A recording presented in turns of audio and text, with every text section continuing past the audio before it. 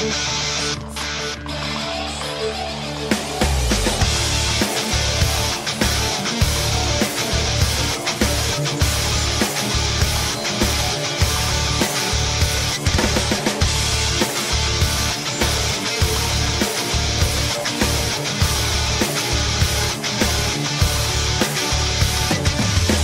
there everybody, what's up and welcome to another episode of the PowerUp podcast with your host Nathan Shields, aka Siren. Another Skype interview in the works, this time with special guest NKI, Nicholas K. Nabnet of Super Turbo and HD Remix fame, top player here in the Midwest, and I really hope you guys enjoy listening to him. Co-host props to Ghaleon, who introduced me to NKI and kind of set this podcast up. I really appreciate Ghaleon being the excellent resource that he is for getting these players to come onto the podcast. So shout out to him. Really hope you guys enjoy what NKI has to say. I'm sure you will. Very high level player, great strategy, great mindset, and I will catch you guys later. All right, Nick. Well, NKI, go ahead and introduce yourself. My name is Nicholas K. Nabnet, aka NKI, from St. Louis, Missouri, and basically I just play ST. Now, I've got to ask, first of all, what's the scene like in St. Louis, Missouri? Overall, it's actually not that bad. Back in the Tekken Tag days, actually, St. Louis is one of the hot spots in the U.S. We had several top players like Unconquerable and Slips and T5 who did pretty well on a national level. So we had a pretty good scene for tag. As far as Capcom, we have an okay scene. Maybe 6 to 7 people who are pretty serious about, either Marvel or Super Turbo or Street Fighter 4. But, is there like a regional arcade you guys meet up at, or is it basically just... No, my apartment is basically the arcade. There you go. Yeah, and it's 400 square feet, so if you do the math, it's really, really small. Oh, well, everybody can just get real tight and personal. It's cozy. Yeah, there's the word, cozy. Get to know people real well. Exactly. Do they all travel with you, Nick, or is it mostly like you and Rex who are the travelers? That's the funny thing about St. Louis is that even though we have, maybe 6 or 7 people that are serious, there's really only about 2 who actually travel. Me and Rex is finally going to EVO after 9 years. And, wow. There's also a guy named Aaron who came from the Guilty Gear scene. He also travels as well. But most of the guys just stay in St. Louis. Mm-hmm. So how did you get into fighting games? I'm assuming you started with maybe right when Street Fighter 2 came out. Well, that's kind of a strange story because, like everybody, I casually played Street Fighter 2 when it first came out just because it was huge. It was at gas stations and laundromats and everything. You couldn't really avoid it. The good old days. The good old days. I never really took it seriously. I was just playing because it was there and everybody else was playing. I think it was probably X-Men versus Street Fighter. That was the first game I was actually thinking, wow, this is really fun. I want to get into this seriously. And I did, but then I quickly realized this game is crap. So I moved backwards, went to Alpha 2. I was like, oh, this is a much better game, but there was really nobody that was playing it. And so I went backwards again and played Super Turbo. I'm like, oh, this is an even better game. And really fell in love with that game. And even though there was nobody, literally nobody, I was playing the computer, I was playing my 10-year-old brother who didn't have a clue what he was doing, but I just really loved it and really stuck with it. And then finally went to Midwest Championships, played some real people, and that's what solidified it when I went to Midwest Championships. I was like, okay, this is where it's at right here. How long have you been... Oh, go ahead. Go ahead, Ghaleon. What Midwest Championships was that? If I remember correctly, that was 2000. Okay. Because it was right when Marvel had just come out. Marvel was the big game. How long had you been playing Super Turbo before you went to that MWC? See, the thing is, when people ask me how long I've been playing Super Turbo, I say 5 years. Because I didn't really start playing at a competitive level until I moved to Japan, because that's when I actually had good competition. Awesome. But before that Midwest Championships, it was really irrelevant how long I had played, because like I said, it was against the CPU and my grandma, and people it didn't really matter. So then what got you, I mean, if you had just been playing the computer basically, what made you decide to go to a big regional tournament like that?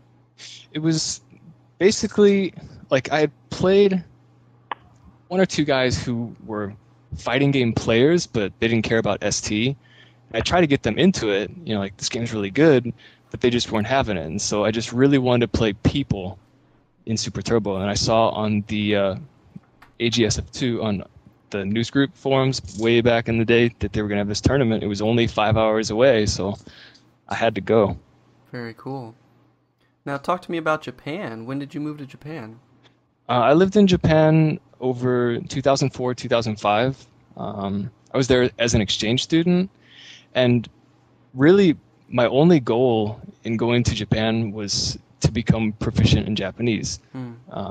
And just kind of after I arrived, I had an afterthought like, oh, while I'm here, I can play ST and get really good. So that's kind of how that played out. It was never my plan, like, oh, I'm going to go to Japan and get really good at ST. Like, that's not how it was at all. How far after, or how long after the MWC, when was that? It was 2000, so it was... I believe that was 2000, yeah. So what happened, like, between 2000 and 2004? Where did you go as far as Super Turbo is concerned?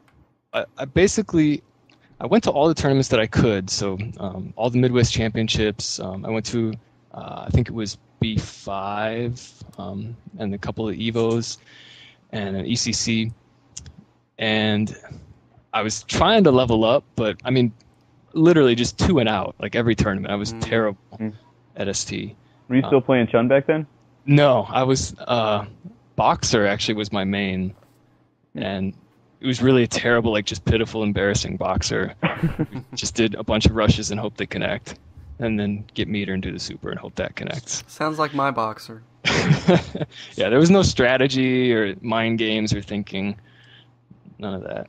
Were you starting to meet like the big players, or was it mostly you were just like a random player, you didn't really get to talk to anyone? Or well, in the beginning I was definitely just a random player, but then one of the people who I had met through AGSF2 was Mike Z, because we both had an interest in Killer Instinct. Nice. And so I think it was actually that very first Midwest Championships where I'd met up with Mike Z, and he introduced me to Justin Wong, who actually wasn't even really a huge name at that time because Marvel had just come out, Yeah. But I think that was the first time I'd actually met like a real top player. And then from there, you just talk with him on IRC and on the forums. I would talk with Choi and other people, and then say hi to him at the tournament. And just slowly, started meeting people that way. Very cool. Okay. Well, let's go back to Japan then. So you had this time where you were kind of growing between MWC and your first tournament in Japan. And when you went to Japan, it was basically just for school. How did you get involved in the arcade scene there? I had actually, that was not the first time I'd been to Japan. I was there a few years earlier, just kind of on a whim. I went because I had a friend who was living there. And while I was there, I had, played some ST in the arcades there. And it's like, wow, these guys are really good. So, how were they different? The difference is that they're like, I think robotic is probably the best way to put it, and that they don't miss, Okay. Like if there's an opportunity, they capitalize on it. And if there's if the best thing to do in this particular situation is a really hard combo, they'll land that combo, Pretty cool. Now, what do you think, what's that attributable to? Probably just the fact that they play so much. Like, there were people, I like jokingly say that they live in the arcade, but for all I know, they really did, because I could stroll in there at 10:30 on a Tuesday morning, and this dude would be there. 6 o'clock on a Saturday evening, he would be there. Anytime I went, this dude was there. For people that follow the ST scene in Japan, it was Moore Balrog, who is actually one of the most hated players in all of Street Fighter, because he's just very, very, he has no shame, very dirty.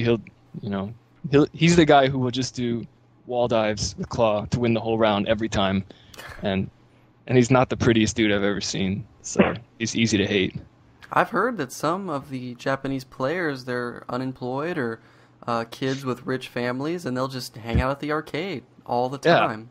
Yeah, I mean, there are people who you just always see there, and yeah, they live there as far as I'm concerned. So what did you learn from them as a player? Well, when you're the thing about ST is that it goes really fast, and so you're going to be losing a lot of money really quickly if you're not good. Yeah. So you're forced to learn things like how to read your opponent and just learning the game so that you don't get surprised like, oh, I've never seen that before, and you lose to it. Like you're forced to learn how to play the game or you go broke. Yeah, it's interesting since we don't really have to deal with that in America anymore, since everyone just plays console. Right. Something that's really been lost to us as American players. I think that's actually a good pressure to have on you, that there is something to lose other than the game says you lost. Like, actually having something on the line, even if it's only 50 cents. It'll add up. Yeah, especially like when I was living there, I was teetering on the line of poverty. Like I had no money, and so if I lost that 50 cents, that might mean like there goes my rice for tonight or whatever. So I had an extra incentive to win. Yeah, it is good to have that extra factor, definitely. Yeah. So talk to me about what it means to you to be a top player. Okay. I think what separates the top player from maybe a mediocre player is, if you strip away everything else, like, you can get your combos down, your execution, and, you can know what to do in any given situation. But I think what really separates top players is the experience, and that leads to two things. One is that you'll never be surprised. Like you'll have already seen everything that could possibly come your way. And two is that you get the ability to read opponents, which I think is probably the most important thing, because even if you know the strategy or what you're supposed to do in a situation, if you can't predict what your opponent's going to do, then you're not going to beat him consistently. Now that prediction is very important in fighting games, and I'm a martial artist myself, and it's different but the same sort of. You can read your opponent's body language during sparring, but body language is harder but not impossible to read in a fighting game because you're staring at a screen. True. So how exactly do you read your opponent when you're playing in Super Turbo?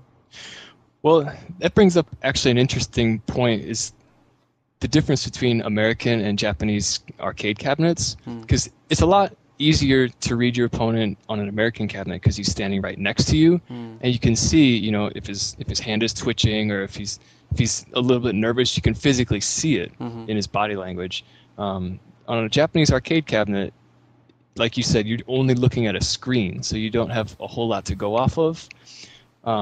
But the machines are all in a row, right? But like back to back. Right, they're back to back, so you can't see anything. He's all the way on the other side. Oh, okay. So it's hard to read the opponent in that sense, and you have to be able to pick up on things like, he always follows up this move with that, or you just have to pick up on patterns that he's doing, not necessarily, on his body language or anything like that. Yeah, like the character's body language almost. Exactly. The one thing that I really like, though, about Japanese cabinets is that people can't hear me mash, because I'm playing Chun-Li, and so it's a dead giveaway when you hear ta-ta-ta-ta-ta, the lightning legs is coming. Right. And so they counter, and that kind of sucks. And also with the stored super, when you hear tap-tap-tap, oh, he's got the super stored. But I've got all kinds of tricks that work if you can't hear my joystick, so that's why I like Japanese cabinets better. That's really cool. Factor. It's like you're a Super Turbo ninja or something. Yeah. Huh. Well, let's talk about some Super Turbo strategy then, since we're going that way. So who's your main? In vanilla ST, Chun-Li is my main. Okay. In Remix, I switched to Dictator. Okay. Now, why Chun-Li in vanilla Super Turbo? There was actually a guy by the name of Slips, who I mentioned earlier, who's a Tekken player, who kind of casually got into ST. And this was back before I had gone to Japan or really gotten good at all. And he played Chun-Li. And really, like, I didn't see anybody else in the country playing Chun. Like, Seth kind of, casually played her, but nobody who made Chun-Li the main character that they played. And Slips played him, and I was like, God, she is annoying and really good. Why doesn't anybody else play her? So that's basically the reason why I chose Chun, is because I realized that she's actually pretty good, and that nobody really plays her, therefore no one will know how to play against her. And that really worked to my advantage. I think that one of the main reasons why I have been so successful with Chun-Li is just because people don't know how to play against her. Like a perfect example is at Evo 2005, which was the first Evo after I'd come back from Japan. Choi and I actually ended up in the pools together.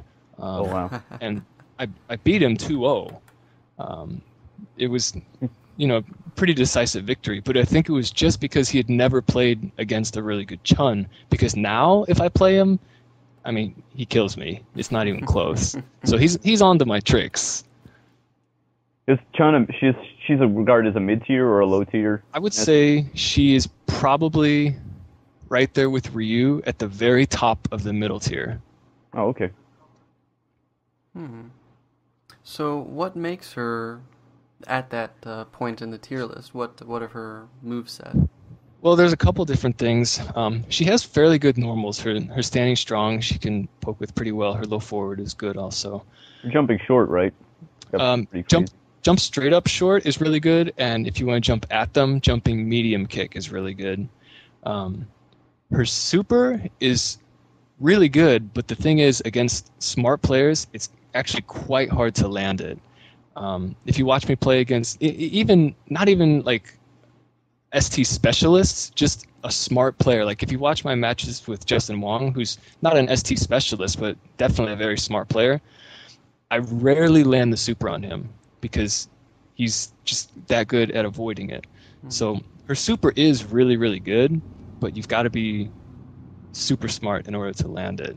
Of course, you can store it, so that helps, but it also kind of hurts because you're so eager to land it, and all you have to do is press one button. So a lot of times you misfire. And how's that storing work?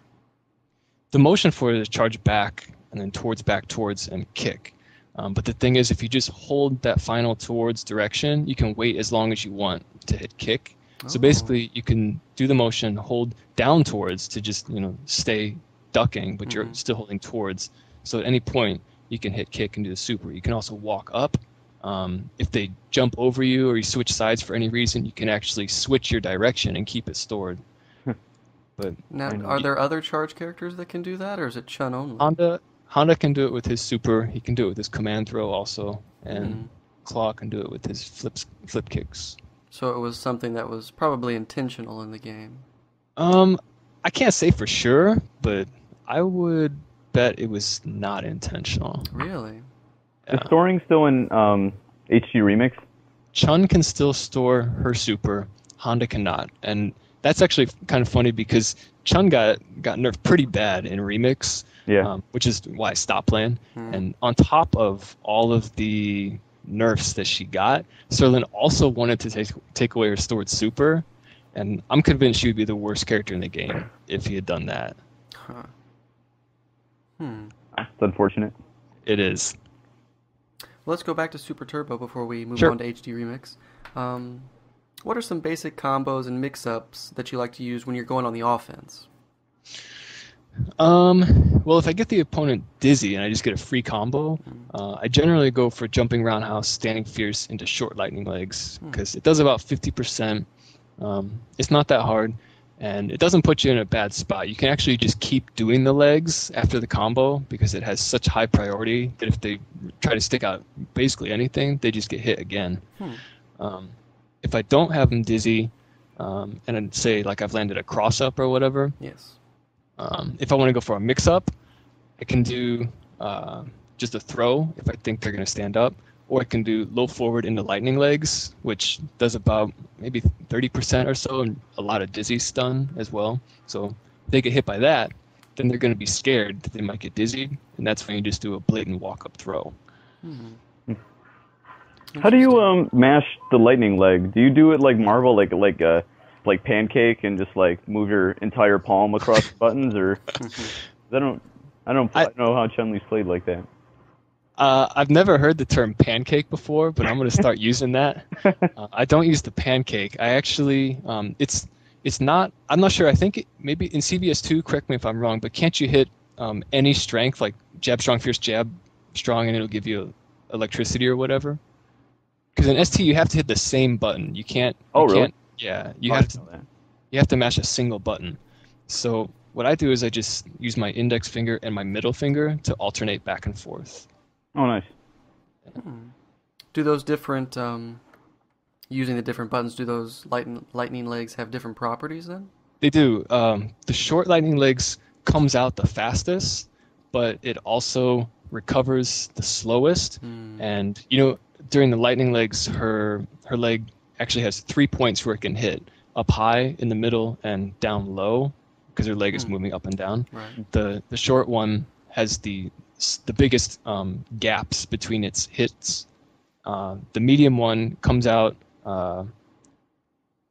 slower than short, but it recovers a little faster and hits faster in between. And roundhouse comes out the slowest, but it recovers the fastest and it has the fastest hits in between. So yes, they're all very different. Very cool. Now, let's see here. About wake-up game. Either you or the opponent down on the ground. If I'm knocked on the ground, of course it's all very situational and depends on the opponent's character and if they've got meter, the distance, and all that stuff. But generally, Chun-Li's best wake-up, I think, is her wake-up throw, because it's pretty much risk-free. The only way they could punish it is if they know it's coming and just do an uppercut or whatever as you're getting up. She can also use up kicks, but that comes with the risk of whiffing it and then being punished for that. Right. But the only other thing that I would ever use, I mean, obviously super as well, but the only other thing that I would ever use is short spinning bird kick, which is actually really underrated, and I think the reason why it got changed in Remix is because they had people had this impression that it was just useless. Spinning bird kick is actually invincible, so you can use it to get out of a lot of situations. And even though it's not like a counter in the sense that an uppercut like gets you out of the situation and hits the opponent, a lot of times it's enough just to get out of the situation. Like against Zangief, if he's in on you, or if you're in a bad spot, if you're in the corner and you're getting fireballed to death, if you just want to get out of that situation, short spinning bird kick is pretty good. Now, does that one take you up into the air, or does it just go straight? It just goes straight across, Okay. and she lands pretty quickly too. Generally, you'll go through whatever move you're trying to go through, maybe hit the opponent once if they were within range, and then land. And she's actually invincible when she lands as well as when she starts up. So a lot of people would try to sweep her or something when she lands, and it just whiffs. And then of course they get that what, because they've never seen that before. Well, let's talk about matchups then. What's your worst matchup with Chun in Super Turbo? Me personally, or Chun-Li as a character? Let's go with both. Okay. Chun-Li as a character, probably old Sagat, I would say, is her worst match. Because he can just fireball her to death, and basically her this is my strategy. I don't know if this is the best strategy necessarily, but I just try to build meter by any means necessary, either trading fireballs or jumping, air spinning bird kick over his tiger shots or whatever, and then just try to hit him with the super. Generally, it works out okay. I probably lose slightly less than 50% of the matches, but considering that it's a hard match for her, I'd say that's not a bad percentage. Yeah, I remember when we played in Indiana, and I don't really know how to play SC. I just play like it's hyper fighting basically, fireball uppercut. But yeah, you were like countering like my like tiger uppercuts with it must have been her jumping toward medium then, I guess. Yeah. I was like, wow. Yeah, you actually have to time your uppercut as late as possible with old Sagat. And a trick that I would use if I played Sagat is hold down as she's jumping at you, and then actually hit short so that you get a low short when you hit towards for the uppercut. That way you won't stand up and you'll stay at that very low crouching height the whole time. Because what happens is people hit towards for the uppercut, they stand up and then they get hit by the kick. But if you stay, if you stay low to the ground, you can uppercut her cleanly every time. So I just gave away the key to beating the NST. I'm sure it's not going to work when we play. So that's Chun-Li's worst matchup, I think. My worst matchup, I would almost say it's Chun-Li, because I tend to lose that one more than any other. Either Chun-Li or Claw, I would say. Is that just because he's so everywhere? Yeah, Claw is just annoying in general, and Chun doesn't have really solid answers for Claw's game. She has things that like kind of work a little bit, and things that work, somewhat good, but nothing that's just like a clean counter that's just gonna bop him every time. So it's not really a fun fight. Does he have any bad matchups in that game? I mean, because I don't know much about ST, but it seems like Vega is so good in Classic. Yeah, he doesn't have a whole lot of bad matches. I can't really think of any that he just loses straight up. He may have some, but I can't think of any. Now, for your bad matchups, would you always stick with Chun, or do you have like a fallback character? That's an interesting point, because there are two very different philosophies on this when it comes to ST. You've got the American philosophy, which is, there are counter characters. Certain characters do better than others in certain matches, and therefore you should have a repertoire of several characters that you can play. There's the Japanese philosophy, which is you just stick with one character, learn the bad matchups as best you can, and they won't be quite so bad if you know the matchup inside and out. And since I learned ST in Japan, I guess by default I went with the Japanese philosophy, and I only stuck with Chun, no matter how bad. If it was Old Sagat or whatever, I always stuck with Chun. And I think it was for the better too, because if you counter somebody, I mean, I would assume, unless you're just a ST master, that if you're countering someone, you're probably not 100% proficient with that character. You're only playing them to counter your opponent. And so they could just as easily come back and beat you with something stupid just because you don't know how to play that character 100%. Yeah. And I would rather just stick with my guns and learn the matchups 100%. And, I have more confidence that way, because I don't think there are very few matches that are just, horribly lopsided. Like, there are hard matches, but even the hard matches are winnable if you know them. I like that. Definitely.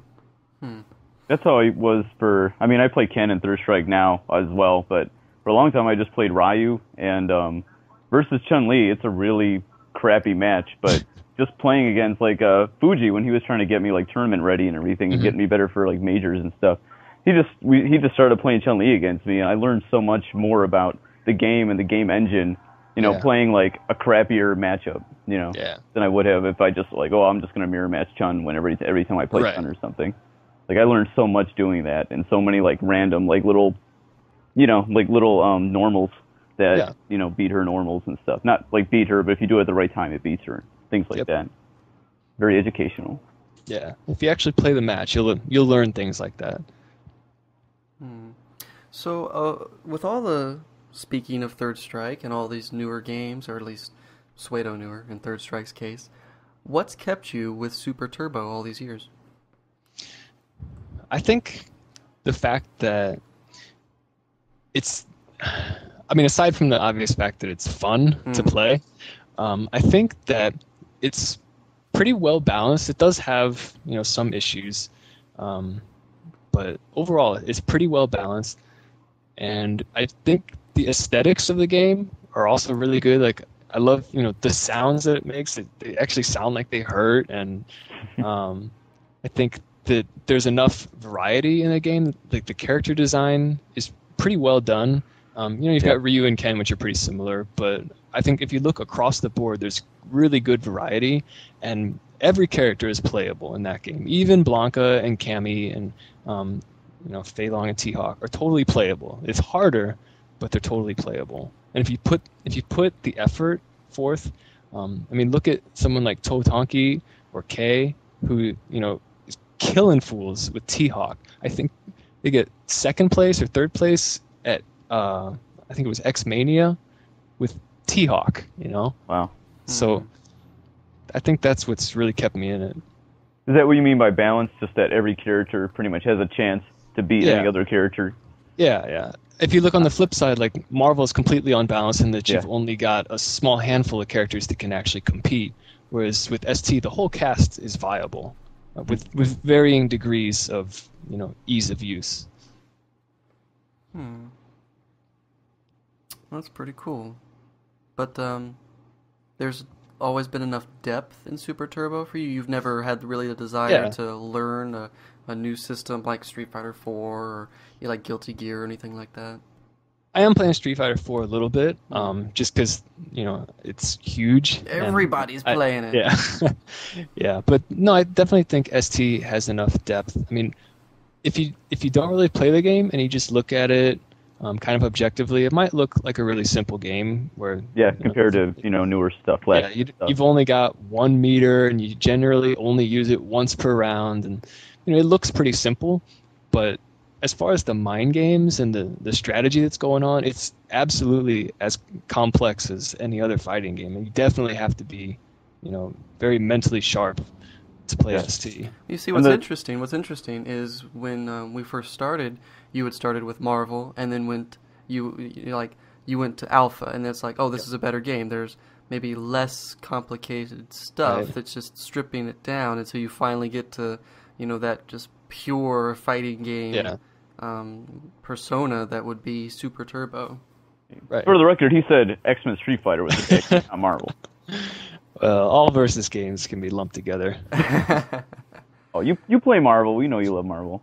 I do. Marvel has a special place in my heart, but not because I think it's a great game, just because it's kind of like crack, where it's terrible and you should quit, but you just can't. Yeah, it's definitely the crack. Well, all right. Well, so how did HD Remix do as far as keeping that purity about Street Fighter? What are your opinions on HD Remix? I think the Remix is a good game. I think it's definitely done a whole lot for the community. I think that it's probably a little bit more balanced than vanilla ST in the sense that like the bad matches in ST, they got a little bit better. Like Cammy and T-Hawk came up. Is Fei Long better? I think Fei Long is better. He did get nerfed in some aspects, like his flame kick is more punishable now on block. Oh. But I think Fei Long is definitely a little bit better. So anyway, I think the game is a little bit more balanced, which is great. But I think that better balance does not necessarily equal better game. I still prefer original ST for a couple of reasons. I'm actually in the process of writing up a very detailed essay on my thoughts on this. But cool. Just to touch on a couple things, I know I hate when people say like, oh, it just feels different, or they can't give a concrete reason. But there is definitely something wrong with the inputs on Remix. A couple of examples. Really? With Fei Long, the motion for his flame kick is back, down, down, back, and kick. Mm-hmm. But Dragon Punch. Somehow you can do a flame kick without ever hitting straight back. I think it was Jumpsuit Jesse was just trying to do low forward into super.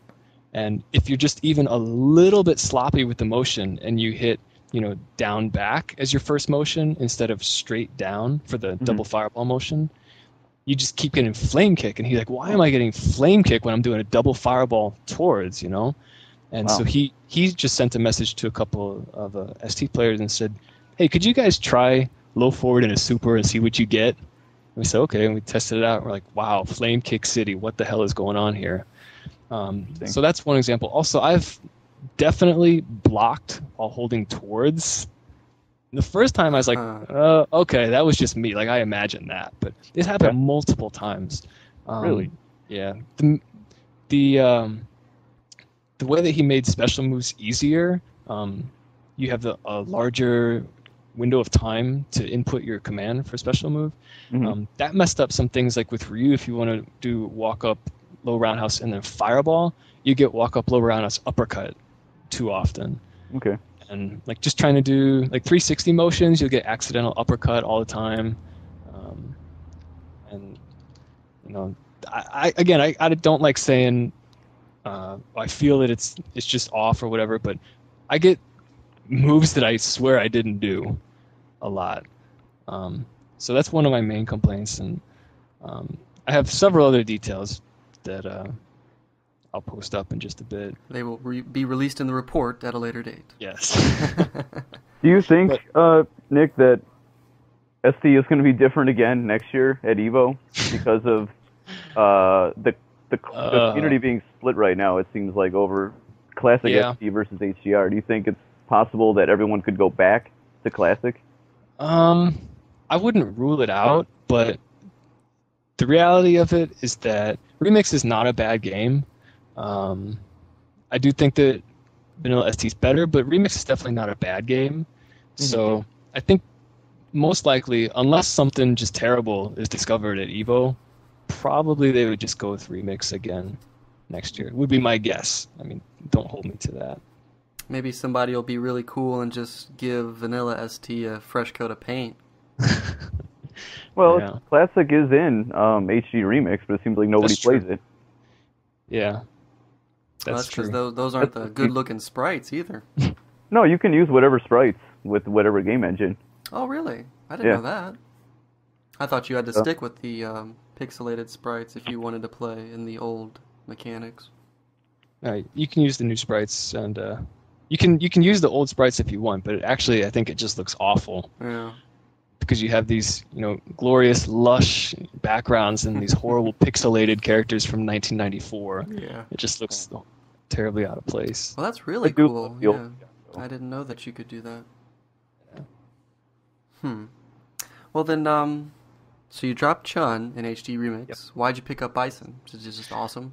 Well, he is pretty good. He was already really good. I think he was extremely underrated in Vanilla ST.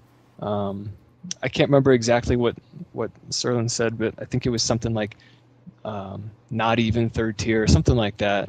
Whereas I would strongly disagree and say that he's pretty much top tier, probably right below the top tier in ST.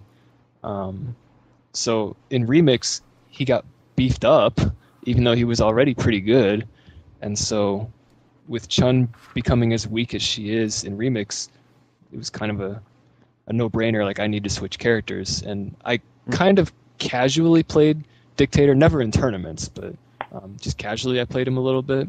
And when I was talking with Choi, I was like, I need to switch characters. I cannot play Chun in Remix. He was like, well, why don't you just play Dictator? Because you already kind of play him, and he's really good. I was like, hey, that's a good idea. And I can't do uppercuts, so that's probably the best character for me. And that's not a joke. I really can't do uppercuts, as sad as that is. It's like a mental block or something? If I had it figured out, I would, I would probably play Ryu. But I don't know if it's a mental block or what, but I just get low jab or something stupid. Huh. No, I know I can't play freaking charge characters, and so no game have I ever played charge characters at all. I just can't do it. I need the security of like immediate dragon punch. Yeah. Yeah. But yeah, I mean, if you just look at Dictator's changes, I mean, he was good to start with, and then he got even better. So I would probably say he's top tier in Remix. Okay. So I decided I'll go with him. Very cool. Well, we could go into like Dictators, combos, and all that kind of stuff, or we could go back and talk some more about kind of like developing skill and things like that. Yeah, Nathan, did you want to work in some of the Midwest stuff that we were talking about too? Just about like the Midwest scene in general? Yeah, that usually waits till later, but we can also talk about that right now. Pick your Oh, I poison. mean, just ask me now, wherever. I just wanted to wonder because I'm just looking at the clock and so. Well, now everyone who would be listening is expecting it, so let's talk about the Midwest. Sure. All right. So, Ghaleon was talking to me about how you and a few other players talk about the Midwest mindset. Now, I kind of get like, is that a negative thing, or what do you mean by the Midwest mindset? Do you know who Namra is online, Nick? He's a player. But No, I don't think so. He's a pretty like old school player in like Ohio, like all the Ohio guys who play SC, know him. And, he only really started playing. He only started coming out again, like I don't know, half a year ago or something, playing with us. And it was like, oh wow, this guy's actually really good at SC, and never heard of him before because he just was in the woodwork for a while. But the thing was that we were talking about, and then it's something that I noticed over the years of hanging out with Fuji, and Fuji was always so connected with going out and meeting top players and going traveling for tournaments. And we always kind of noticed that there's a large portion of the Midwest, there's a lot of people who play games pretty regularly. I don't know if this is true, really applicable for your part of the Midwest, but in terms of like Michigan, Ohio, Indiana, like Pennsylvania, in our area over here, there's a lot of people who play games a lot, and they kind of seem like they study them like relatively seriously. They, players who watch match videos, learn combos, learn strategies and everything, but a lot of them don't really travel, and a lot of them, it seems like it's hard to not sound like a jerk when I try to say like this, you know what I mean? But it seems like they don't really get the game at like really like high level. Like they can, like you were saying about like being a top player, like they can learn the combos and they can watch the match videos and they can learn, metagame. I don't even know what that is, and it's like a lot of guys always talking about metagame. But like it doesn't seem like they go like they don't go to final round, they don't really go to Evo, and it just seems like there's just like a knowledge gap that like a lot of guys aren't understanding. Yeah, I can't say for sure why that is, but I think there may be a bit of an intimidation factor. I know that's definitely true of some people in St. Louis. Like they don't want to travel because they know they're just going to get smashed, But that's the first step in becoming a top player is getting smashed. Yeah. And learning from your mistakes. I think maybe aside from intimidation, another factor may be that if you compare the Midwest to basically any major city on the East Coast or West Coast, our populations are much, much smaller just in general. And so as a result of that, the population of our fighting game scene is also going to be much smaller. So we're working with a smaller community. And when you are fighting, with, in the entire Midwest, I'll just pick a number, say we have 50 people who are taking the game seriously. That's nothing compared to, they probably have 50 people just in LA that are taking the game seriously. So if you have much more people you're playing against, you get that experience, and, then you would probably be more likely to go to a tournament and compete because you've done fairly well and got experience against a lot of people. So just being more sparse of the player base being more sparse. Yeah, I think it's probably similar to if you look at America versus Japan, how we're like so spread out, like, and we have way less players than they do. It's the same reason why Japan overall is better than America at fighting games. Yeah, that makes sense. How can we fix that, you think? Well, I think what we need to do is basically take every Midwest player and just drop them like in Hawaii or some tiny little island where the most you'd ever travel is 3 hours, and then we'll all level up, come back to our humble homes in the sticks, and we'll be godlike. Well, I guess that's the ideal solution, huh? Yeah. The reality is, I think, actually, online play is definitely going to help a lot to narrow the gaps. But online play has a number of problems in that, well, obviously you've got issues like lag and stuff like that. But I think the mentality also, a lot of people just don't take it serious. I know I don't take it seriously. If you're playing online, I mean, if I lose, so what? Who cares? Yeah. Whereas if you're actually, playing next to somebody, maybe it's somebody who he's just got an ugly nose or something, and you just want to beat him. You've got that extra motivation, but if there's just some random dude you can't even see.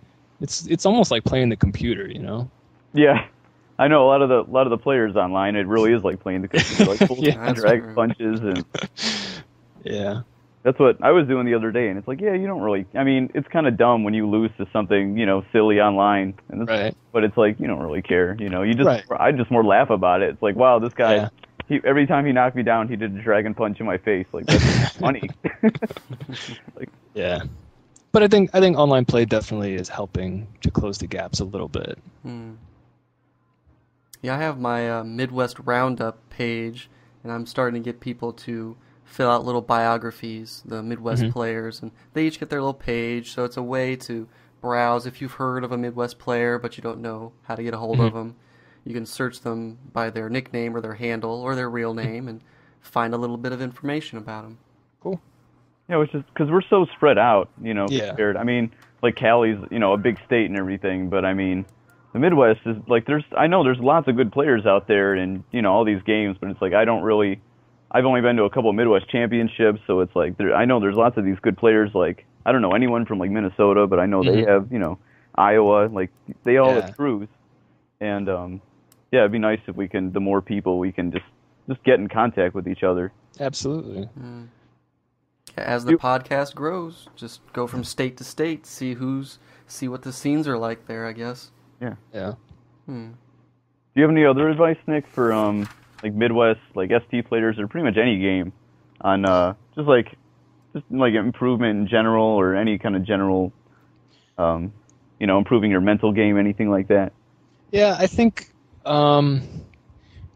aside from, like I said, the basic stuff like getting your combos down and all that stuff, studying, top players' videos and stuff, that's all good. But really, it comes down to you just got to play people, a lot. And get that experience. That's the most important thing. And if that means, playing online or, just traveling, every month to the closest tournament you can, whatever you can do, I think just playing people is the most important thing. And not just playing people, oh, I lost next game. I actually think about like, why did I lose? Or, even ask them like, what can I do to beat that? Because I think most people will be nice enough to tell you like, oh yeah, you can counter with this or whatever. So it's not just the experience, but the analyzation.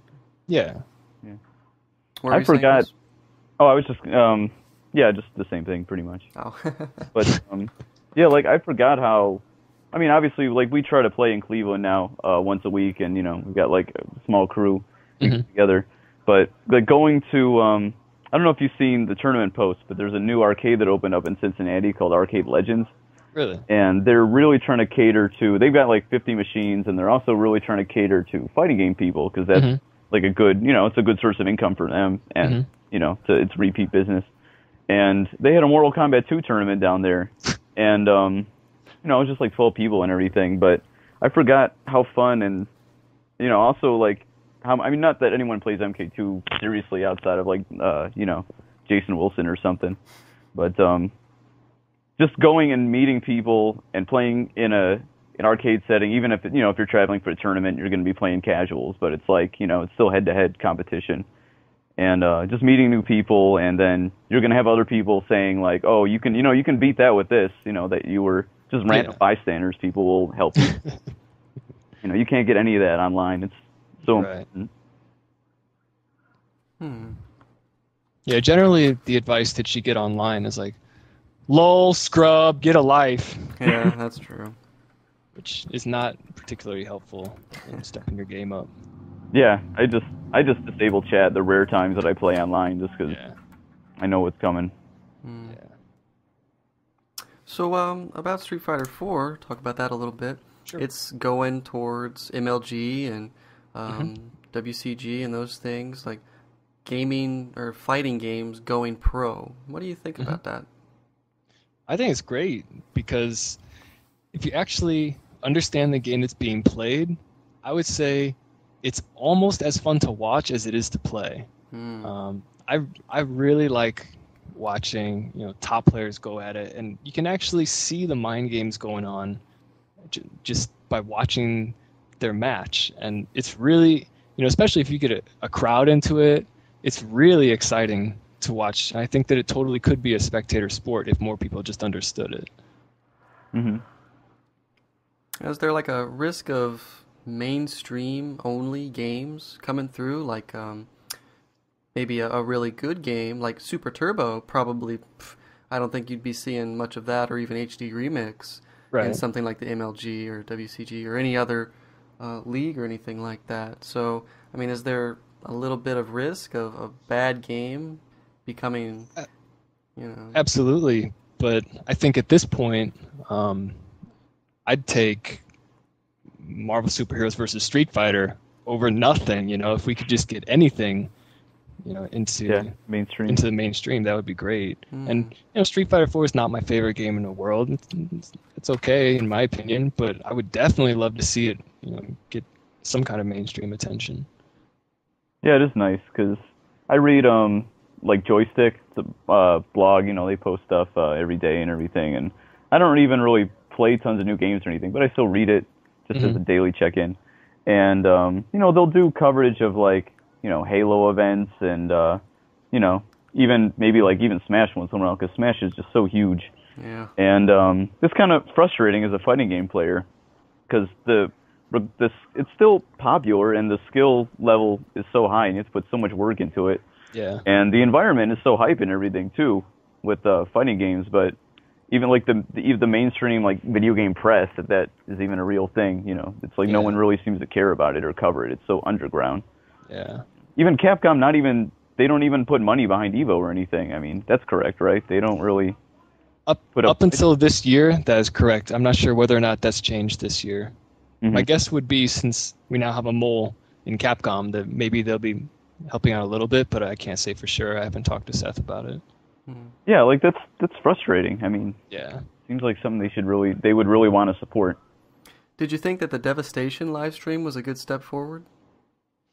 Definitely, because for people that maybe had never seen a big tournament, or they weren't sure what it involved, they wouldn't have to commit to buying a plane ticket and getting a hotel room. They could just kind of check it out from home and see like, oh, actually that's really cool. I'm going to go to the next one, And then even for the people that are tournament veterans, that just couldn't make it, it's great to be able to actually see the hype live as it's happening.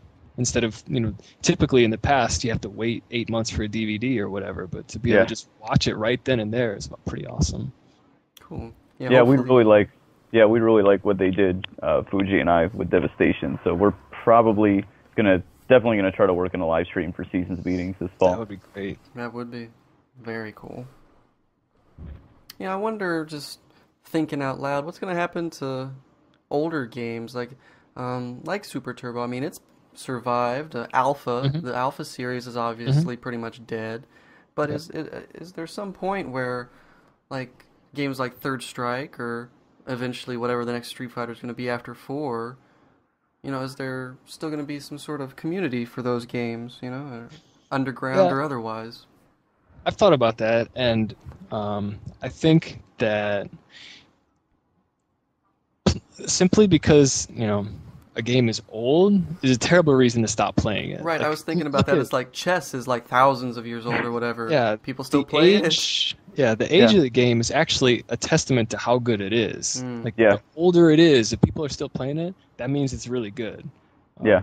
So true. I think if you look at the fact that people are still playing ST, relatively hardcore, it's a pretty good sign that it probably won't be going away. I mean, sure, it'll be overshadowed by something like Street Fighter 4, but I don't think ST is going to be going away. And what really fortifies that, in my opinion, is, if you go into an arcade in Japan, it's no exaggeration that there are like 40, 50-year-old businessmen who come in after work in a suit, plop down, play 3 hours of ST. Wow. People say like, oh, you got to grow up and real life kicks in, and yeah, life does change, but people are still playing ST even after real life kicks in. Well, hopefully, go ahead. Do you think, I know you don't really play Third Strike, but to me it seems like Third Strike kind of is in danger right now. it might become like Super Turbo, where just like dedicated people, are still going to play it. But the overall, like the boom is definitely, over, and it seems like it's going to really die as a tournament game to me. That seems like a possibility, and I don't know, as much as I don't like playing Third Strike, I actually really enjoy watching high-level Third Strike. So I think it would be a shame if it went away, especially after, it was completely dead, up until whenever it was that it saw that resurrection. Yeah, I think 2004. And to have a game like literally come back to life like that, I think it shows that there's something to it. It wasn't just coincidence or random chance that the game got popular. So I hope it sticks around, but that's just my opinion. Yeah, I don't think it's gonna. I feel like it's gonna go like CVS. Like almost no CVS tournaments, at a major will be like 20 people now, and I kind of feel like that Third Strike might. I don't know if you saw a few months back there was a tournament called Stunfest in France. I actually went to it. Laugh went, Bucktooth went. Cool. John Choi and Boss actually had their plane tickets paid for because the tournament director was trying to make CVS2 the main game. Like, obviously, Street Fighter 4 also, but CVS2 is like the main, I guess, side event or whatever. And I can't remember. They had something insane. Like, I want to say 200 people or something, 150 people for CVS2. Wow, that's amazing. And the thing is, it wasn't even in Paris. It was in this little town called Rennes, which is like 3 hours west of Paris. So, people came out to this little town for this CVS2 tournament. And it was a really big success. So I think that, if you put out a good effort, you can still draw people for games like CVS2 and Third Strike.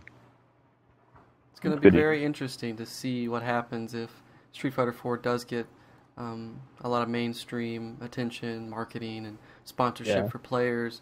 Like, what's going to happen to other games at major tournaments, Right. I think they'll still stick. As long as people are going to play them, people will, we're trying to figure out our schedule for seasons meetings this year.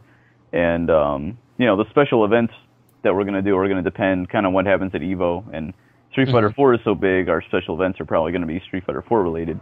But, in terms of people are still playing the old games, like, you will even try to run CVS because people will play it. So I think it's going to be at least not until next year people have to worry about, like, making Third Strike is dying kind of threads on SRK. Right. I think we still got another year out of these games until we actually start worrying about that. Yeah. 4 just blew it up. 4 is way too popular. It sounds like it sounds kind of negative, but it does feel like it has kind of killed the hype on, the older games. But it's great that it's getting so much mainstream attention. Like, everybody knows about 4, just people. And they designed it for people who played Street Fighter 2 and never played anything else. It was smart from a business perspective. No, they did a very good job marketing that game. Yeah. Very good. Good to see its success. And I think that's a lot of people pointed out to me that, because I really don't enjoy playing Street Fighter 4. I might start playing Abel just because my friend up here plays Abel and is actually like kind of tricky with them, and Justin messes around with Abel, and he seems like a cool character. But people pointed out to me that World Warrior, if that was the only Street Fighter 2 game and it came out, you know what I mean? Like, if you were a high level fighting game player and Street Fighter 2 came out, you'd be like, well, this game has all these imbalance issues and crap, and so it might take a couple versions to get it like really, really, really, improve. And it's a success. They're going to make more versions of it, and I'm sure it'll improve the game.